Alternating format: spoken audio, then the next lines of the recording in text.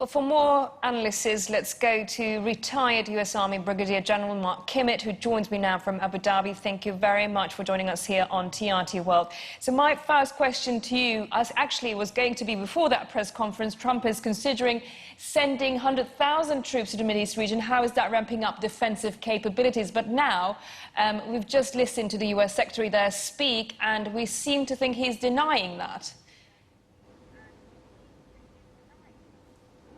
Well, I think what he's saying is the difference between plans and actual operations that have been put into action based on those plans.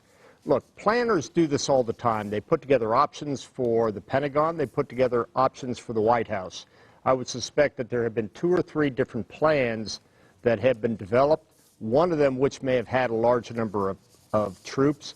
But just because those plans have been made doesn't mean they've been approved or put into effect. So, Mark, he also said if American interests are affected, we will respond. What does he exactly mean by that?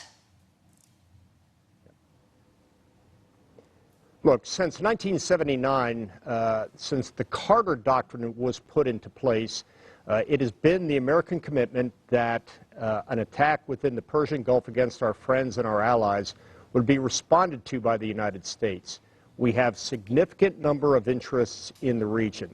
Continue the open flow of strategic materials, primarily oil, defend our friends, deter our enemies, prevent the spread of weapons of mass destruction, countering terrorism. All of those are United States interests. Some of those are vital United States interests.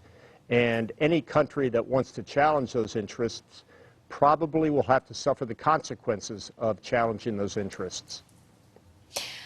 And also, there was a question there in the press conference about the 4 ships with the explosives that damaged that 4 ships in the United Arab Emirates. But they seem to be not actual evidence that we have seen or heard from Mike Pence there. So what do you think? Is America really seriously about waging a war there with Iran?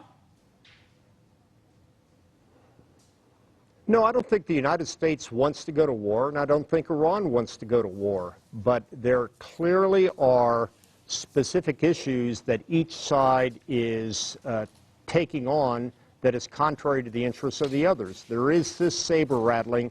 There is this tit-for-tat response. I think what we're seeing on the part of the United States is to ensure that there's enough capability in the region, both military and other, to deter Iran from starting a war.